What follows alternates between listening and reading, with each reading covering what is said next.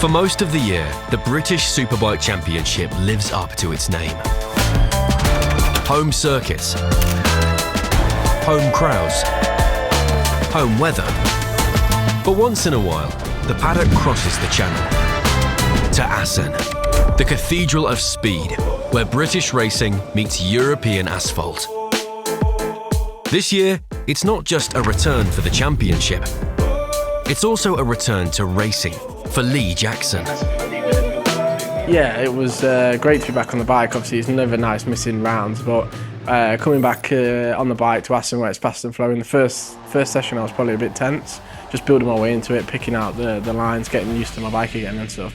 Yeah, it was great to be back and obviously back on track, and nice to be back at a fast flowing circuit as well, which wasn't as sort of impact on the body as maybe Cadwell Oulton Park is.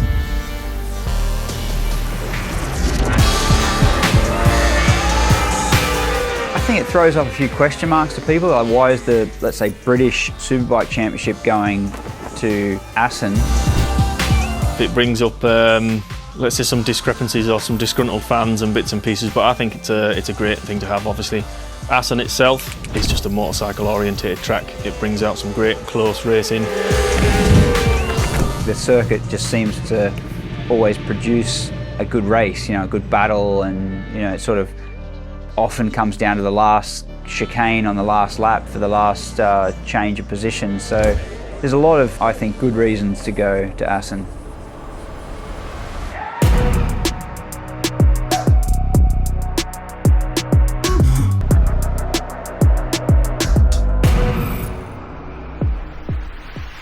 The weekend began in perfect conditions. Lap after lap, fine-tuning the bike for dry asphalt. But, as we'll soon find out, racing rarely deals a straight hand.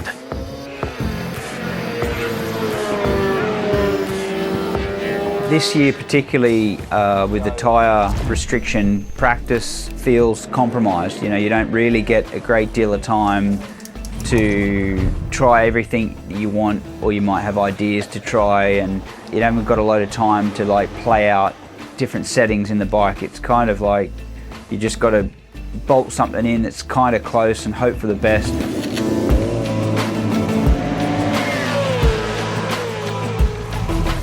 Yeah, it was tricky because I knew that my back was probably 85% right, you know, not quite there, so I didn't obviously want to do anything daft and crash, but at the same time I didn't want to just ride around at the back and be like, well, he's not ready to come back either. So once we got FP1 and FP2 out of the way, especially in FP2 we made a big jump because I was riding better, everything started to feel more at ease. So yeah, once we'd made a good jump in time as well, you can relax a bit because you're not feeling like you've got to chase the lap time. And then, like I say, for the race, everything changed, everything went to wet, and basically started from scratch again. I think we were doing an okay job up until the first race. I'm trying to manage the sessions and our bike and the way it was set up, and then it started to rain on the grid. Roll to the grid on inters and take some wets in case there's a deluge. At worst, what you're going to do is come back for a rear slick. It's settled, what do we do? Wet shock or...? Well, wet shock's all right for inters. You know, yeah. You know, put the load on. You just put a bit more preload on or whatever. And yeah. But you can ride inters on wet setting, or you can ride inters on dry setting. You can make it work either way. But yeah, so worst case, we'll just put some preload on, or... Yeah. They give us 8 minutes extra. Basically, that's to allow you to ride through the pitch if you want to ride through, but it ain't, I wouldn't say it's full wet setting at the minute. It was raining, but it was really humid and warm, so it was actually tricky because going to the grid I felt like we probably could have got away with like a bit of a gamble with tyres, but as we sat on the grid, obviously typical weather, it just got worse, and then dry got worse, and it really made that decision really tricky. The reality is that you don't know the setup that you need for those conditions. You don't know how your bike's going to work on the track in those conditions, but nor does anyone else. So you're kind of rolling onto a grid where you thought you kind of knew where you were in the pecking order, and now it's like a complete new roll of the dice, so to speak. Depends how much it rains, really. Yeah. If it stays like this, it'll be inters, but yeah. It's like rolling a dice. Yeah, you don't know what you're going to do. I think the weather is due to come in a bit. But at the same time, I've got nothing to lose. Yeah. Like, I know Fair it's point. that's dark though, that's the problem, isn't it? Yeah. Yeah. Well, it's one of them conditions turns. You come in, you know what I say, you ain't. Not quite as bad. All right, don't make sure you stop stop f***ing about.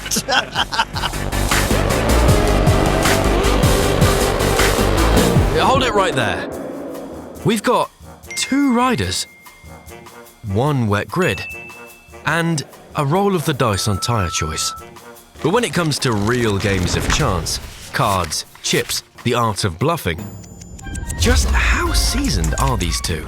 The first time I gambled any money, I put $5 into a machine, and you know the little wheel, sort of digital wheel, spun on the screen like once or twice, and that was it. It was gone. And I think it was a good lesson, because I walked away and thought, well, I won't ever have to do that again. I'm someone that likes my money, so when I bet, I feel like I'm not the best at betting on one thing at a time. Like if I bet on MotoGP, I pick the outright one that I think is going to win, and then I pick 2 outsiders. So I've kind of cooled myself, which is definitely not the best way to go betting, but yeah, as simple as red and black, I think I can manage that. So, not seasoned gambling vets then? Oh boy, here we go.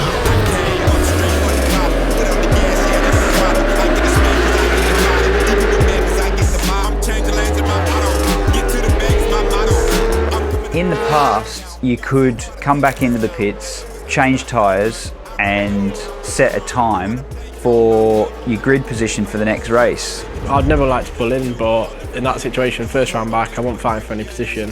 I knew that probably would risk a crash on the rear tyre I was on, and it just felt horrendous. So I made the pit stop, thinking that I'd get a better lap time for the Sunday race. And I think maybe the championship have recognised that people were doing this, and then changed the rule. So you can only get a lap time with a tyre that you started the race on. In this case, it was a pointless exercise, but none of us really understood that the rule had changed. But I think a lot of other people had the same lack of clarity with the rule, because there was quite a few people that came in to swap tyres. So yeah, bad on us. It seems like at the minute my chips are the wrong way, and I don't seem to be able to gamble the right way at the moment. At Assen, the gamble failed. Luckily, in racing, the odds soon reset. Next up, Oulton Park.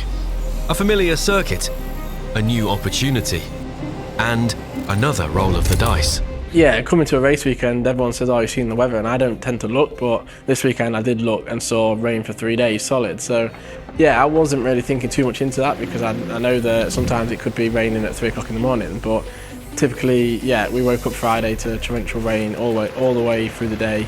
Obviously the organisers had to do a sort of schedule change, and had to change a few things around, so yeah, not been the easiest of weekends on that behalf.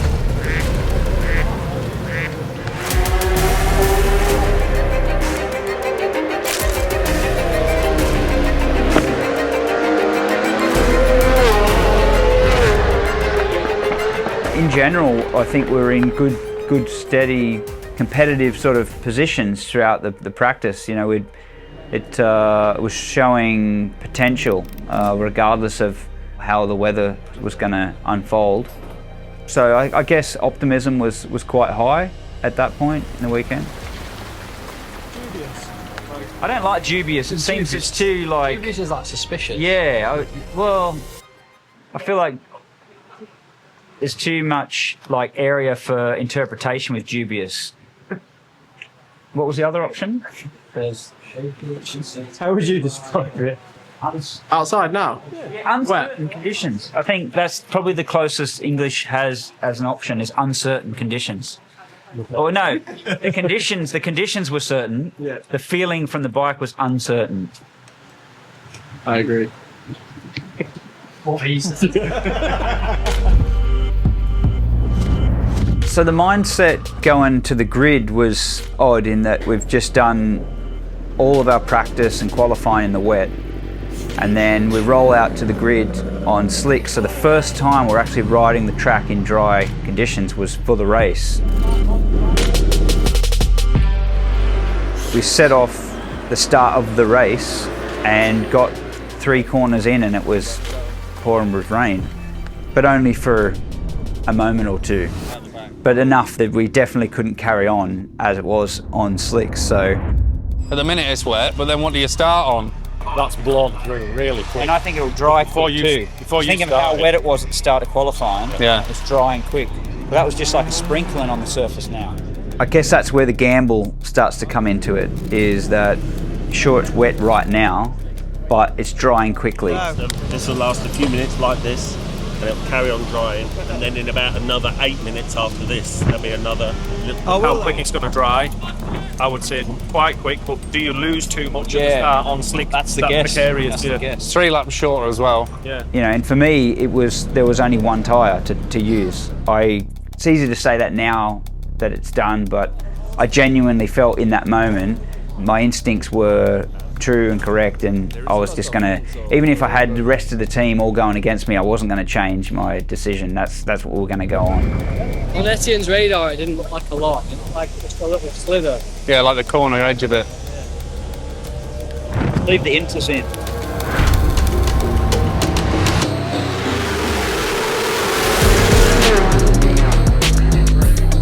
As it turns out, it was only me and Leon Haslam that had made that same decision.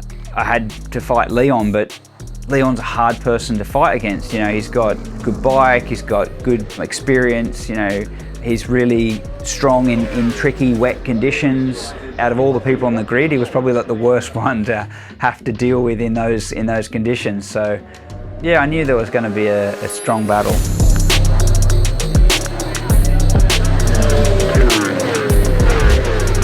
So I could see his bike was moving around and he wasn't getting as good a drive as I was getting, and I was catching him back up. And then just as that happened, it started to sprinkle with rain again.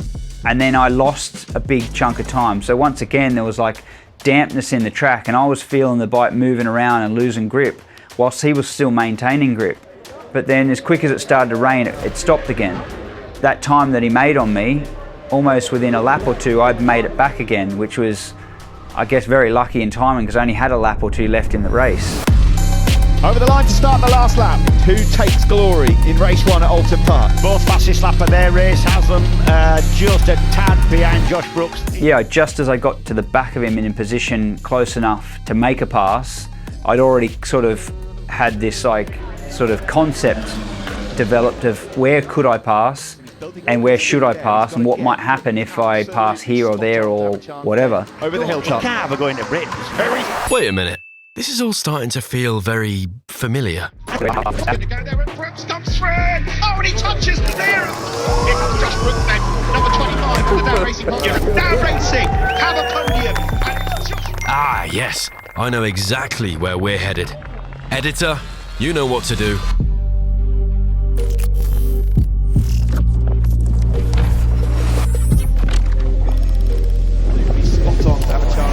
Over the hilltop. We're going to Britain. Very good. Oh, that was brilliant from the Australian. What a move from Brookes in Leon like that much. Leon immediately battalion. Brilliant. Racing may well have a race win, and Josh Brookes has won again. Bad boys back. What a great race from the Australian.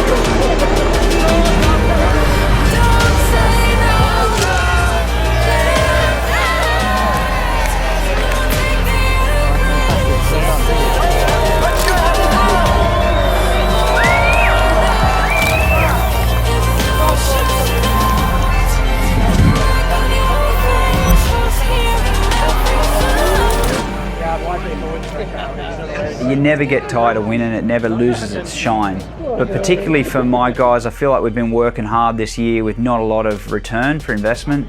It was really important for them to get a win, to give their morale a boost, because I've got years of experience and success and defeat that I can draw from. You know, I mean, they're living on more of the day-to-day emotional response. So yeah, I felt like we needed that. It's good to get something like that to reward the staff, the owners, and all the work that goes in. It's a bit of an elevation for the team in itself to show that, you know, it's possible.